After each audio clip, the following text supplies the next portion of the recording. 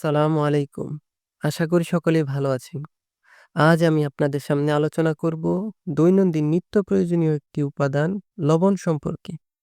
তবে আজ এর উপকারিতা নয় বরং অপকারিতা সম্পর্কে আলোচনা করব। আরও আলোচনা করব ঠিক কতটুকু পরিমাণ আমাদের দৈনিক লবণ গ্রহণ করা উচিত। আমাদের সাথেই থাকুন। লবণ খাদ্যের একটি অপরিহার্য উপাদান। খাবারে লবণের পরিমাণ কম বা বেশি হলে নষ্ট হয় খাবারের স্বাদ।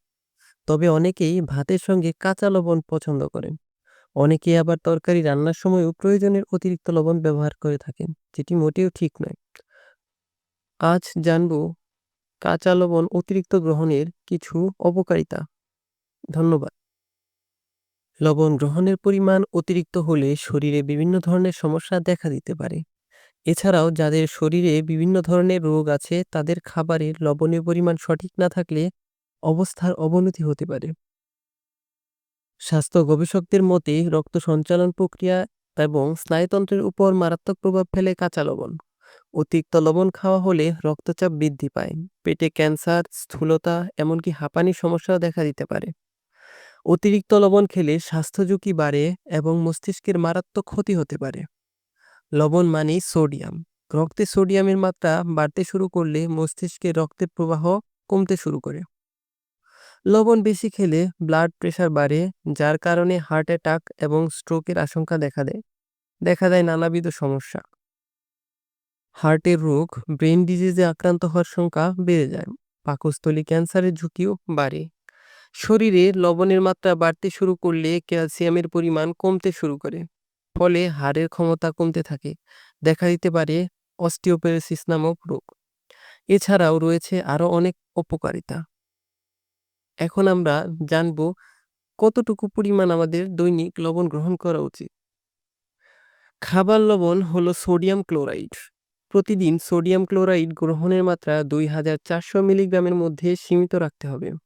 লবণের হিসেবে যা 6 গ্রাম বা 1 চা চামচ। তবে বিশ্ব স্বাস্থ্য সংস্থার নির্ধারিত পরিমাণ অনুযায়ী দিনে 5 গ্রামের বেশি লবণ খাওয়া উচিত নয়। নিচে একটি ছোট্ট তালিকা দেওয়া হয়েছে বয়স অনুযায়ী। 11 বছর ও এর বেশি 6 গ্রাম পর্যন্ত গ্রহণ করা যেতে পারে।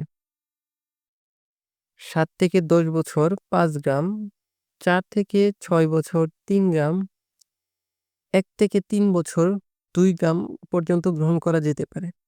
এর অতিরিক্ত গ্রহণ করলে দেখা দিবে নিম্নজনিত বিভিন্ন সমস্যা। তবে কাঁচা লবণের থেকে লবণ একটু অন্যভাবে প্রক্রিয়াজাত করে খেলে সমস্যাটা একটু কম হতে পারে।